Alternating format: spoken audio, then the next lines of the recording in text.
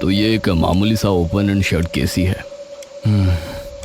आप चिंता मत कीजिए, हमें जो इन्वेस्टिगेशन करनी थी वो हम कर चुके हैं। आप या आपके परिवार में अब कोई बात नहीं आएगी।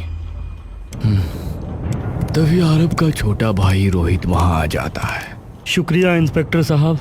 कोई बात नहीं, अभी के लिए आप लोग जा सकते हैं। अगर हमें कोई ज़रूरत पड़ेगी तो हम आपको कांटेक्ट करेंगे। ठीक है।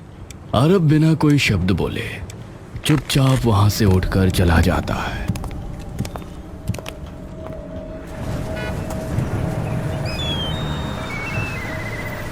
भैया ठीक हो? आप चिंता मत करना भैया, मैं हूँ, कभी भी जरूरत हो तो बुला लेना।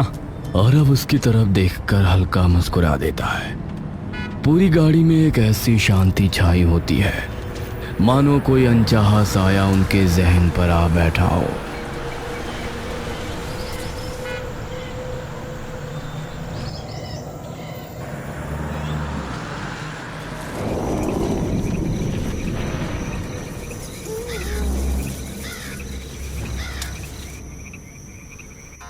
आरब आरब मुरझाई हुई नजरों से मोहिनी की ओर देखता है। क्या हुआ है आरब? समझ नहीं आ रहा है मुझे तो कुछ कि ये सब क्या हो रहा है। आरब, हम कल लेकर जा तो रहे हैं माँ के पास, वो कुछ ना कुछ उपाय जरूर बता देगी। आरब, पुलिस ने बोल तो दिया कि उसकी मौत से हमारा कोई लेना देना नहीं है। बात वो नहीं है मोहिनी। तो क्या है? बोलो तो सही एक बार। आरब उठकर बैठ जाता है। मुझे समझ में नहीं आ रहा है कि सिमरन ये सब क्यों करेगी। हमने इससे पहले भी तो उसे अकेला छोड़ा है आस्था को उसके साथ, और वो भी तब जब ठीक से चल भी नहीं पाती थी। उसे गोद में खिलाती थी सिमरन। तो अचानक ऐसा क्या हो गया कि उसने ये कर दिया। मोहिनी भी उठकर बैठ जाती है। चलो अब छोड़ो ये सब, अभी सो जाते हैं आराम से, कल जाना भी तो है।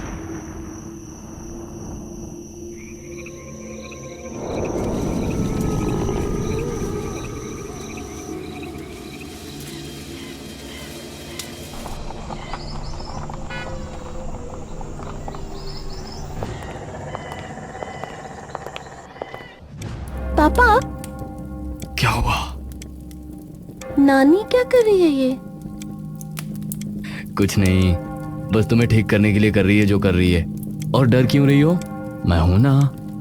बीरो आंख बंद कर आगे पीछे होकर जोर जोर से मंत्र का जाप करती जाती है।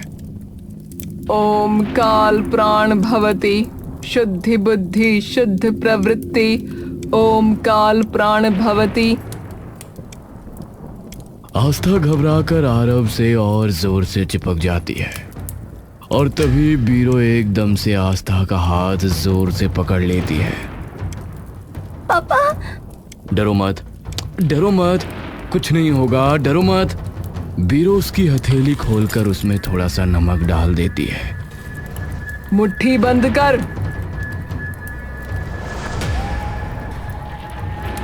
आस्था, मुट्ठी खोलनी नहीं है, ठीक है? पापा, मुझे डर लग रहा है। अरे पापा है ना, कुछ नहीं होगा शोना। बीरो अचानक से अपना मुंह ऊपर कर अपनी आंखें खोल लेती है। उसकी दोनों आंखों की पुतलियां अब बिल्कुल ऊपर जा चुकी होती हैं। ओम काल प्राण भवति शुद्धि बुद्धि शुद्ध प्रवृत्ति।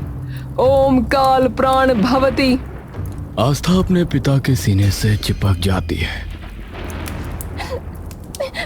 माँ, बस बस बस, हो गया, बस हो गया।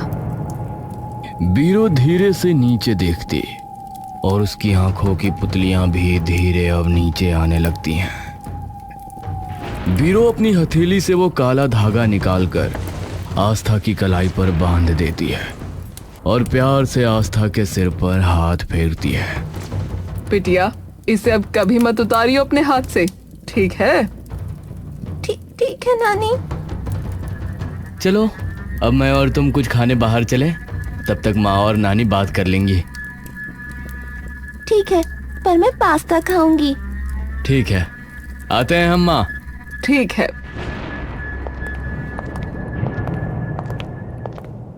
मोहिनी और बीरो कमरे की लाइट जलाकर बैठ जाते हैं। अब मेरी बात ध्यान से सुन मोहिनी, ये काला धागा अब इसकी कलाई से गलती से भी ना उतर जाए। अगर ये उतरा तो याद रखना, फिर इसका बचना बहुत ज्यादा मुश्किल है। जो हुआ वो काले जादू का नहीं बल्कि किसी आत्मा का काम था। पर ये सब तो सिमरन ने किया था। और खुद की जान भी तो ले ली बाद में। मतलब उस पे किसी आत्मा का साया था? हो सकता है। जो भी चीजें तूने मुझे बताई, जो तुमने देखी, वो तो सभी चीजें एक ही ओर इशारा कर रही हैं। किस चीज की ओर? काले जादू की ही एक विद्या है, छाया प्राण विधि। छाया प्राण? ये एक तरीके की तांत्रिक विद्या है जिसमें एक शरीर से दूसरे शरीर में आत्मा का हस्तांतरण किया जाता है।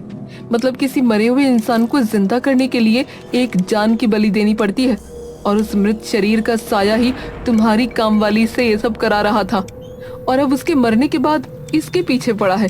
तुम लोग अगर सही वक्त पर नहीं पहुंचे होते तो अब इसके ऊपर से वो साया हट गया है ना? हटा नहीं है, रुका है जब तक ये धागा उसकी कलाई पर बंधा है। पर अगर ये धागा एक बार भी हटा तो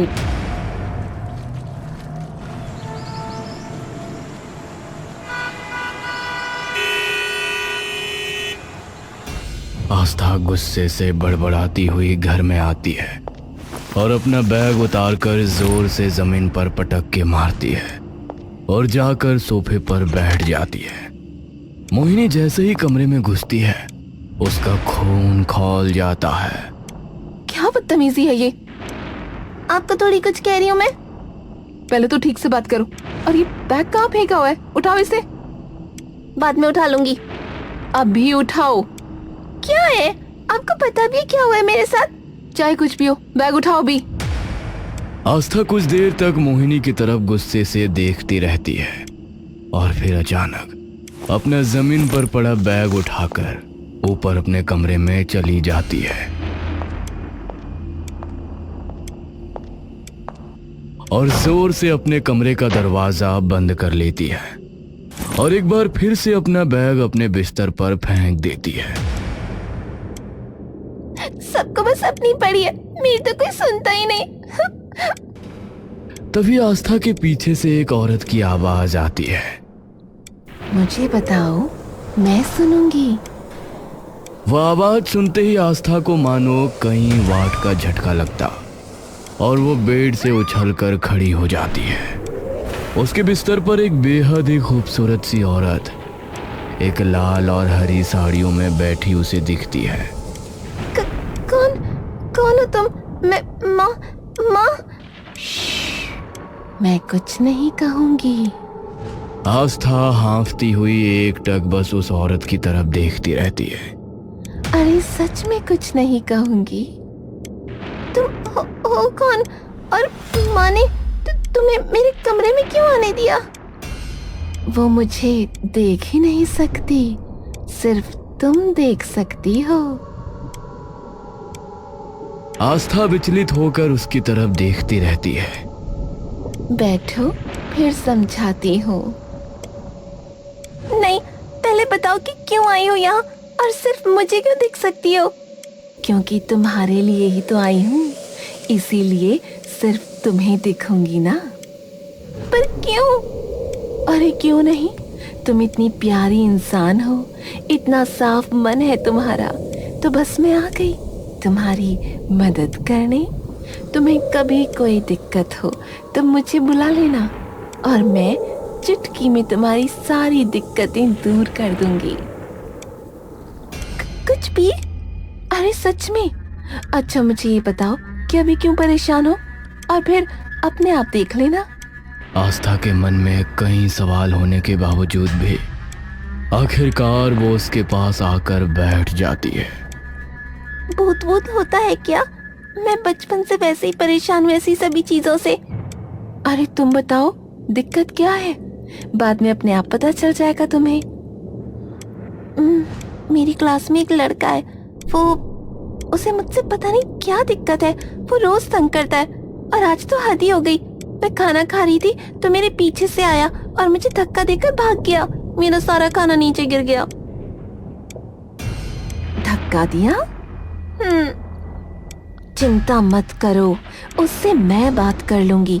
कहाँ रहता है वो और नाम क्या है? रवि, यही रहता है पास के मोहल्ले में। ठीक है, तुम बिल्कुल चिंता मत करो, अब से वो तुम्हें कुछ नहीं कहेगा। लेकिन एक चीज तुम्हें मुझे प्रॉमिस करनी होगी आस्था। क्या? तुम्हें किसी को मेरे बारे में कुछ नहीं बताना, वरना मैं तुम्हारी मदद नहीं कर पाऊंगी कभी। ठीक है? ठीक है।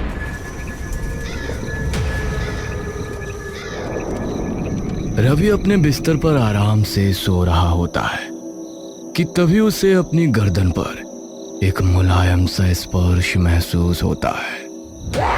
वो औरत उसके सामने खड़ी होती है।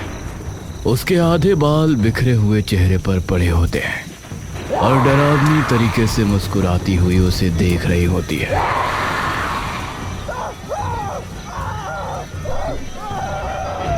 रवि, तू ही है ना? बहुत शौक है ना तुझे लड़कियों को तंग करने का? रवि का गला एकदम से मानो बंजर पड़ जाता है और उसकी गले से ना कोई आवाज, यहाँ तक कि कोई सिसकी तक नहीं निकल पाती है।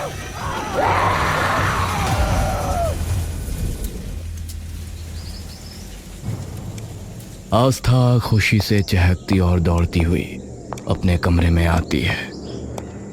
आपने क्या किया ऐसा? वो तो डर से कांप रहा था। उसने इतनी बार मुझे सॉरी बोला, वो भी पूरी क्लास के सामने। मजा ही आ गया। मैंने कुछ भी नहीं किया, मैंने तो बस बात की थी उससे। हाय, मन तो करा कि आपको गले लगा लूं। अरे बस वही नहीं कर सकते हम दोनों, वरना मन तो मेरा भी है। आप प्लीज कभी मुझे छोड़ के मत जाना। तभी बाहर से मोहिनी की आवाज आती है। आस्था, क्या हुआ? कौन है तुम्हारे साथ? कोई नहीं है माँ, ऐसे ही। आस्था दामिनी की ओर देखकर मुस्कुराने लगती है। चिंता मत करो, अब मैं कहीं नहीं जाऊंगी। आस्था अपने कॉलेज से गुस्से में तमतमाती हुई वापस अपने घर आती है। दामिनी, आप यकीन नहीं करोगी आज मेरे साथ क्या हुआ। क्या हुआ? इतना गुस्सा क्यों हो? अरे आज लड़ाई हो गई मेरी। क्या हुआ पर? एक लड़का बदतमीजी कर रहा था, मैंने भी लगा दिया उसके कान पे एक सबके सामने। तो ठीक करा बिल्कुल। चल अब इतना गुस्सा मत कर और नीचे जाके खाना खा ले। ठीक है।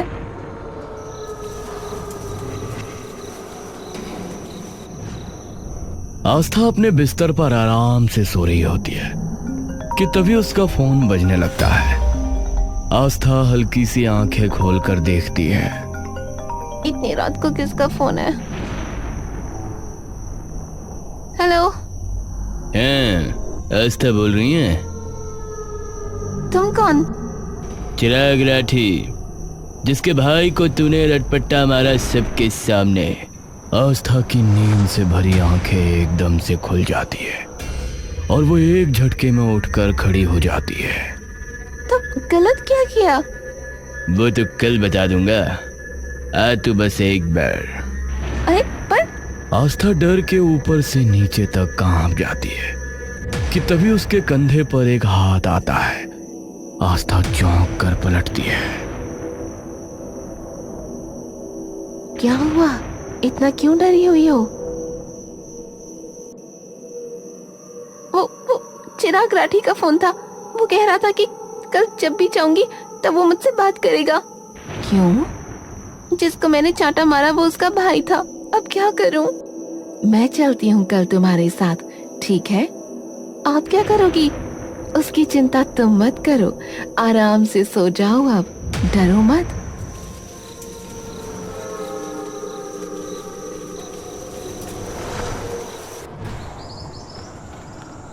आस्था धीरे से कॉलेज के गेट की ओर अपने कदम बढ़ाती है कि तभी चिराग उसके सामने आ जाता है। हाँ भैया, आ गई एक्शन हीरोइन। अब क्या करूं? यहाँ तो बहुत सारे लोग हैं। ये तो मैंने भी नहीं सोचा था। क्या? अबे ओ, किससे बात कर रही है? अरे चौधरी, ला जरा इसे पकड़ के कोने में। तभी पीछे खड़ा एक लड़का आकर सीधा आस्था की तरफ आने लगता है।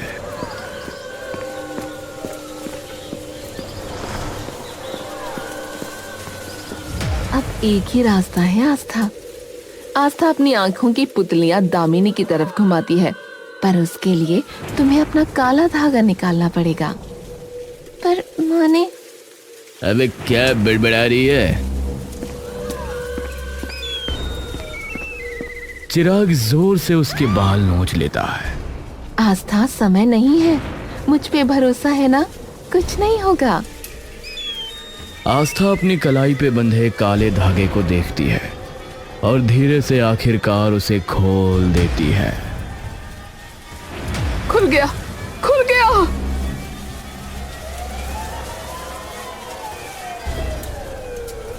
आस्था चुपचाप एक अज्ञात सी मुस्कान के साथ उन सभी लोगों की ओर देखती रहती है। बहुत जल्दी आने वाली हूँ अब मैं आपके पास।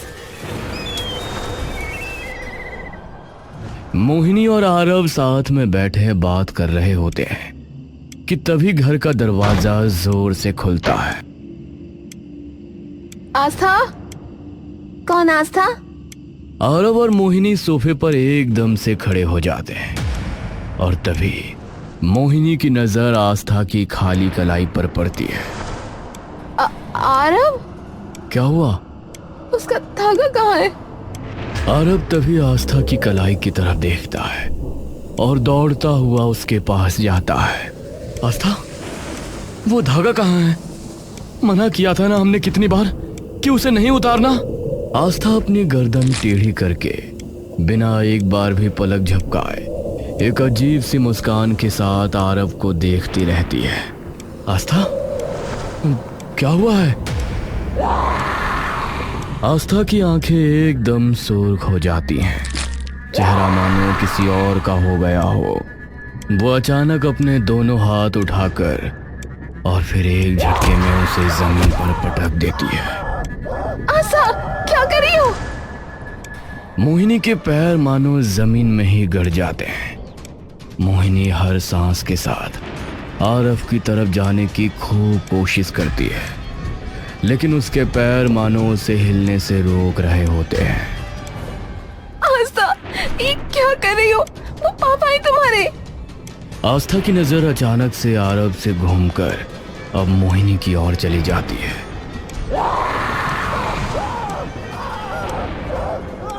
आरव, ये क्या? देखते ही देखते एक ठंडी सी मुस्कान आस्था के चेहरे पर आ जाती है।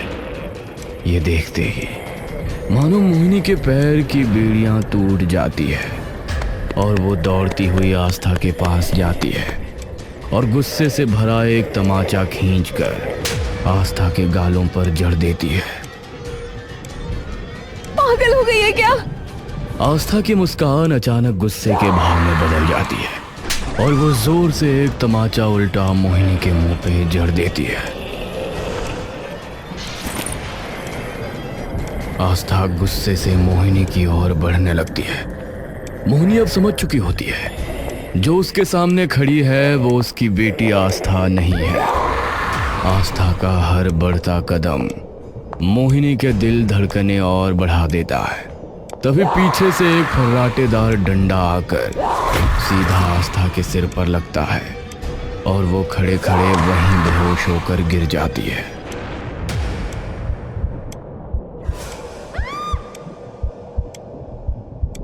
मोहिनी, अभी डरने का वक्त नहीं है, मैं इसे बांधता हूं, तुम मां को बुलाओ जल्दी से। मोहिनी दौड़ती हुई ऊपर निकल जाती है और आरव आस्था को खींचकर एक कुर्सी से बांध देता है।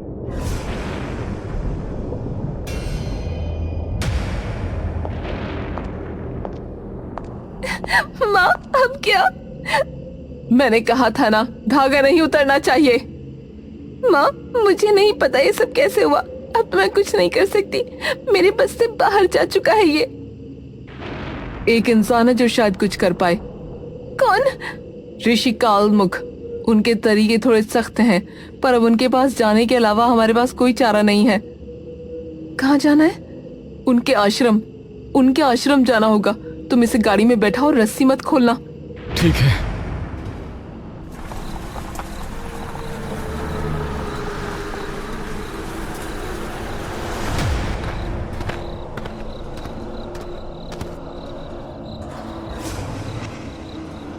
छाया प्राण। जी गुरुजी। ऋषि कालमुख बिना कुछ कहे अंदर जाने लगते हैं। मैं जब कहूं तब इसे अंदर ले आना। जी। सभी लोग कई देर तक ऋषि के बुलाने का इंतजार करते हैं और तभी धीरे से एक दरवाजा खुलता है और एक आवाज आती है, आ जाओ। आरव आस्था को उठाकर सबके साथ अंदर आ जाता है। उस कमरे के माहौल देखकर मोहिनी और आरव की सांसें मानो कुछ देर के लिए थम सी जाती हैं। इसे इस त्रिकोण के बीच में लिटा दो और इसकी रस्सियां खोलो। आरव इसे त्रिकोण के बीच में लिटाकर उसकी सारी रस्सियां खोल देता है और तभी उसकी आंखें अचानक खुल जाती हैं। ऋषि कालमुख जल्दी से उसके पास आ जाते हैं। जाओ, तुम यहां से जाओ, निकलो। आरव छटपटाकर उस त्रिकोण से बाहर निकल जाता है।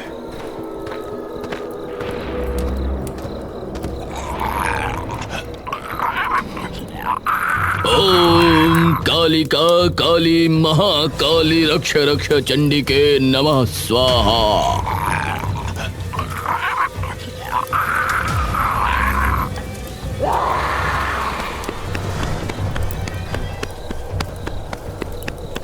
आस्था, आस्था। हाँ जा। लेकिन आस्था उसे जोर से दूर धकेल देती है। तभी मोहिनी आस्था के सामने आ जाती है। आस्था, रुक जाओ बेटा, मैं हूँ तेरी माँ। आस्था का चेहरा एकदम खौफनाक हो जाता है। उसके अंदर से किसी और की आत्मा झांक रही होती है। वह मोहिनी की तरफ घूर कर देखती है और एक ही झटके में मोहिनी जोर से दीवार से टकराकर नीचे गिरती है। आवाज इतनी ऊंची होती है कि सबके कान बज जाते हैं। आस्था नंगे पैर भागने लगती है। रात का अंधेरा, हवा के तेज झोंके और पीछे सब लोग चिल्लाते हुए दौड़ते हैं। आस्था अब अपनी सोच और समझ का हर कतरा गवा चुकी होती है।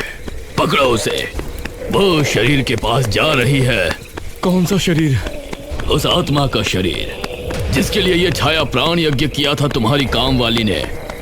मतलब वो किसी मरे हुए शरीर के पास जा रही है? हाँ, उसी जिसमें उसका अंतिम बंधन था। उसका अपना शरीर जिसे कब का मर जाना चाहिए था पर नहीं मरा, जिसका मन कभी शांत नहीं हुआ। अगर वो शरीर जिंदा हो गया तो इस संसार में एक और प्रेत जन्म लेगा जो सबके लिए बहुत बड़ा खतरा है। आस्था बिना एक पल के लिए भी रुके दौड़ती चली जाती है। ये तो रोहित के घर की तरफ जा रही है। रोहित के घर? पर वहां क्यों? सब लोग घर के बाहर रुक जाते हैं। आरव का दिल जोर से धड़क रहा होता है। यहाँ क्या है?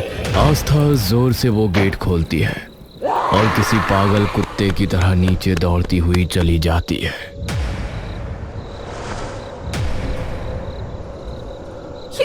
ये तो दामिनी। कौन? रोहित की बीवी जो कई साल पहले गुजर गई थी।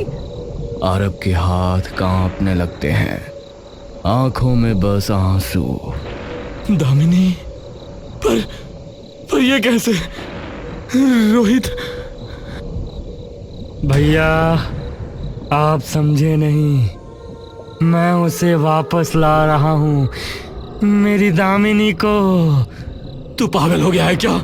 तू नहीं भैया, आपके पास सब है, माँ जैसी प्यार करने वाली सास, बेटी, पर मेरे पास मुझे भी हक है खुश होने का। और बेटी तो दोबारा भी हो सकती है। आपको दोबारा मौका मिल जाएगा जीने का, पर मेरे पास बस यही एक मौका है मुझे बस दामिनी चाहिए थी, मुझे मेरी दामिनी चाहिए थी। आप अगर उस दिन घर नहीं गए होते तो सिमरन अपने आप सब कुछ कर लेती। मेरी दामिनी जो थी उसमें सबसे समझदार, सबसे अच्छी। ऋषि जी कुछ कीजिए, ऐसे तो वो मुझसे मेरी बच्ची छीन लेगा। उसकी आत्मा उसके शरीर के पास पहुंच चुकी है। अब अगर वो प्राण स्थापना पूरी कर लेगा तो कोई उसे रोक नहीं सकता। ओम छाया प्राण स्थिति, ओम दामिनी पुनर्जन्म। लाश के हाथ हिलते हैं, आंखें आधी खुल जाती हैं। आरव कुछ करो। उसका शरीर जलाओ, उसके सारे अंतिम संस्कार अभी करो, तभी आत्मा मुक्ति मिलेगी, तभी तुम अपनी बेटी को बचा पाओगी। आंखों से आंसू बहते हुए, मोहिनी, तुम उसका शरीर लेकर बाहर आ जाओ और उसका देह संस्कार करो, इसे मैं देखता हूँ। मोहिनी जैसे ही दामिनी के शरीर की ओर बढ़ने लगती है, तभी रोहित उसके सामने आ जाता है।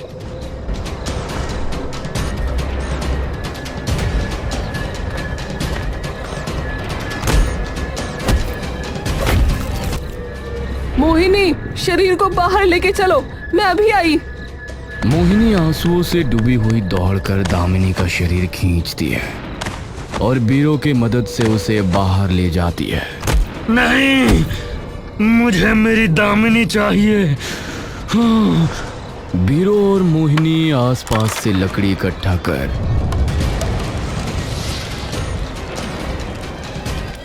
और अंत में उसका देह संस्कार कर देते हैं। देखते ही देखते धधकती आग की लपटें एकदम स्थिर हो जाती हैं। आरव रोहित को छोड़ देता है और रोहित बस रोता रोता जमीन पर गिर जाता है। दामिनी, दामिनी। जब प्रेम रोग बन जाता है तो प्राण भी विष बन जाते हैं।